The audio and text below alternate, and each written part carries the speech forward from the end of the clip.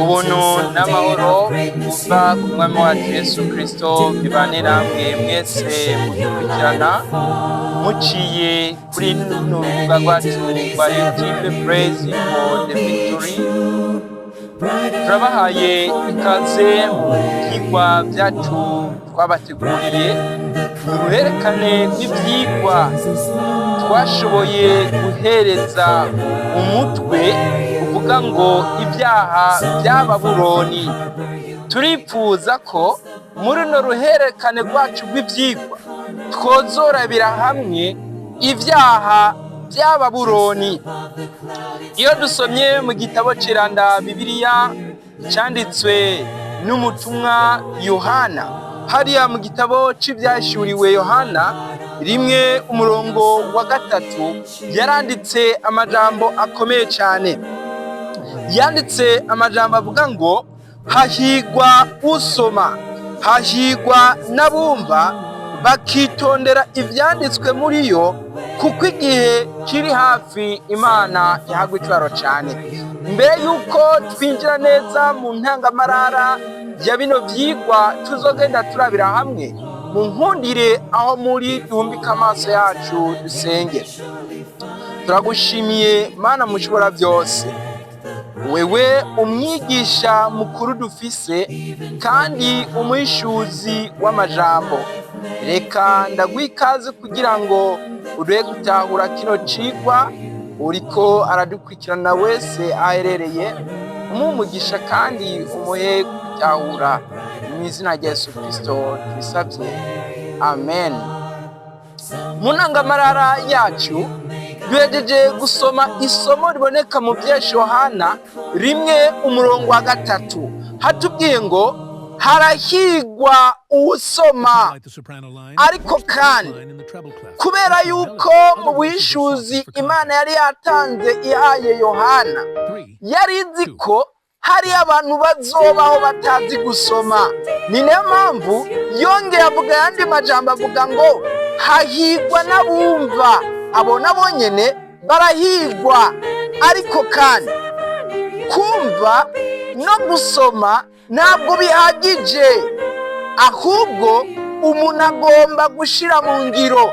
Ni nayo mpamvu Yohana yongeye yandika ngo bakitondera ibyanditswe muri yo, kuko igihe kiri hafi Imana yahagwa icubahiro cyane.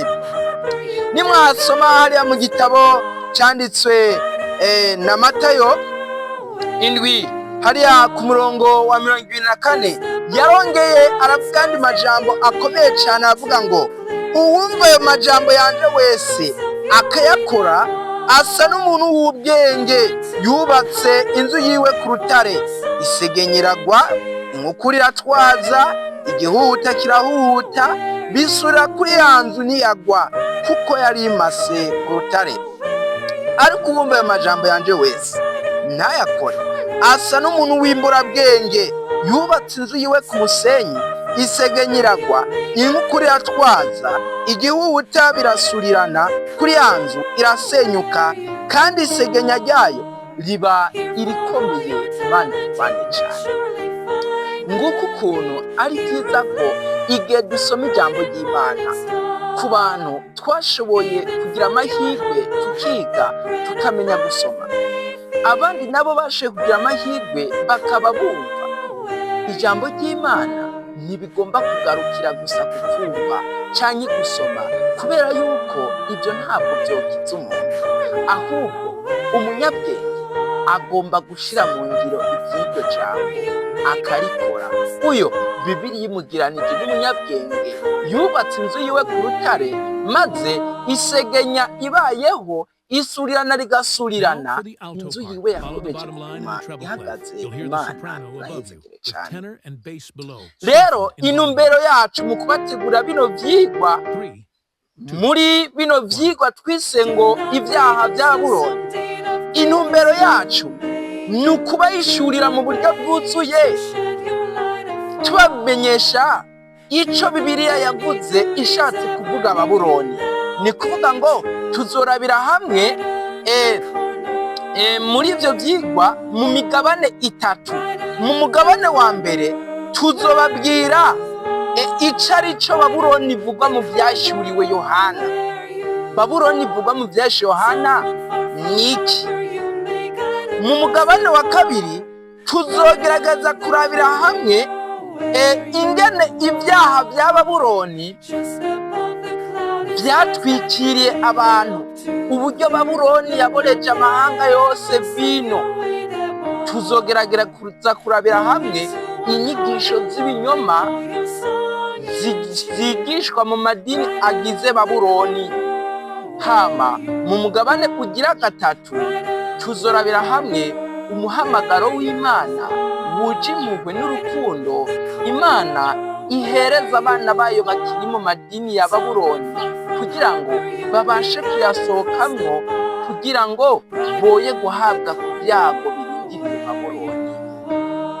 Rero n'ivyigwa mu by'ukuri bihambaye cyane, birabundi wese kuzo bikurikirana, kwitwararika igihe cyose hasohotse icigwa gishasha, kwama witwararika kugikurikirana ukagisangiza abagenzi, kubera yuko azo ari ivyigwa bikomeye cyane. Ariko kandi uko byari bimeze mu gihe cya Nowa, igihe Nowa yahaguruka aburira abantu ababwira iby'umwuzure ugiye kuza, harabonetse abagarariji. Na n'ubu ntidukekeranya ko hazoboneka abacokoranyi baducira utugani batubwira, abavuga bati ngo bavuga y'abandi ayabo bakayicarako, bakaducira imigani bavuga bati mutosora akabango kari mu jisho rya bagenzi banyu, ariko ntimumenye urubango ruri mu jisho ryanyu. Nibyo abantu b'abacokoranyi bazoboneka, baducira imigani mibi.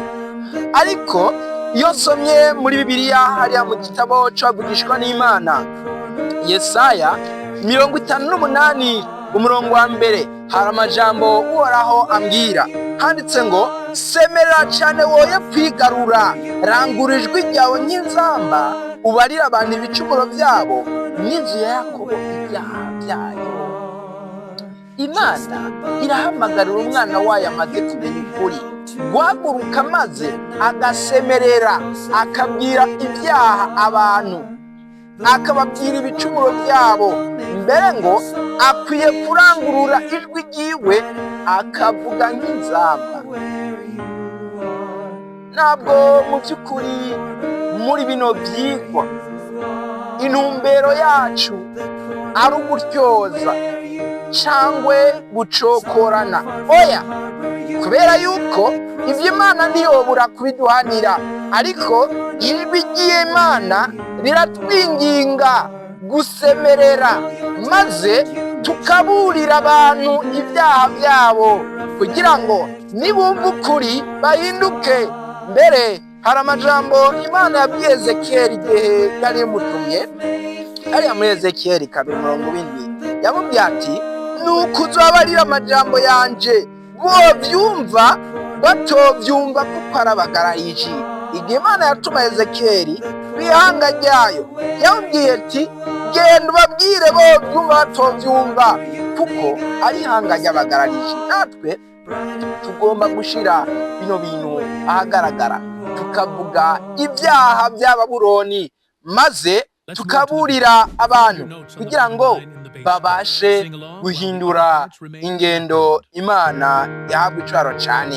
Rero tuzoshira habona inyigisho zigishwa na Babuloni, mbere kwerekane inyigisho zikomeye Babuloni yagiye yigisha mu madini agize Babuloni. Abana b'Imana bakaba bagiye baborezwa izo nyigisho z'ibinyoma zidafite ishingiro mu kuri kwa Bibiliya. Zose nizo tuzogenda dushira ahabona. Reka rero ndabatumirire kuzokurikirana neza bino vyigwa.